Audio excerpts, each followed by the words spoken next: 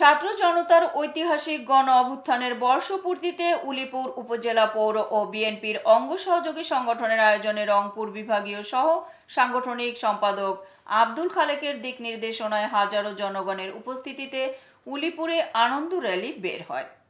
উলিপুর প্রতিনিধি আবু রায়হান আলীর পাঠানো তথ্য ও ভিডিও চিত্রে বিস্তারিত।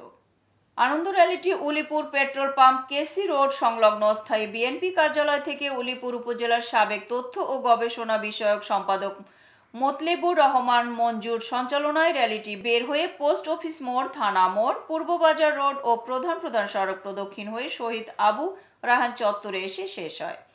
পথসভায় বক্তব্য রাখেন সাবেক ছাত্র দলের জিএস ফিরোজ কবির কাজল, কুড়িগ্রাম জেলা কৃষক দলের সিনিয়র যুগ্ম আহ্বায়ক আবু জাফর সোহেল রানা। আরও উপস্থিত ছিলেন কুড়িগ্রাম জেলা স্বেচ্ছাসেবক দলের সাবেক অন্যতম সদস্য জাহিদ হোসেন, কুড়িগ্রাম জেলা কৃষক দলের সিনিয়র সদস্য সচিব ওবায়দুল হক, উলিপুর উপজেলা মৎস্যজীবী দলের সাধারণ সম্পাদক সাবেদ আলী, উলিপুর পৌর ৭ নং ওয়ার্ড কৃষক দলের সভাপতি আবু রায়হান বুলু সহ উপজেলার অন্যান্য নেতৃবৃন্দগণ।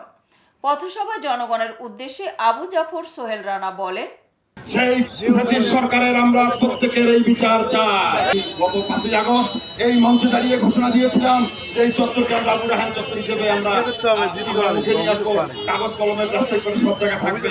কিন্তু আমি খেয়াল করছি আপনারা হয়তো এই ক্রীড়া সরকারে খেয়াল করতেছেন না। নতুন করে আবার উদ্যত্ত আহ্বান জানাচ্ছে, এই চত্বরকে আবু রায়হান ঘোষণা করা হয়েছে, আবু রায়হান ঘোষণা থাকবে। এই আশাবাদ ব্যক্ত করে এবং এই মিছিলকে এখানেই সমাপ্তি ঘোষণা করছে। এতক্ষণ সঙ্গে থাকার জন্য ধন্যবাদ। ION টিভির নিয়মিত আপডেট পেতে ভিজিট করুন আমাদের ওয়েবসাইট, ফেসবুক, ইনস্টাগ্রাম ও ইউটিউব চ্যানেলে।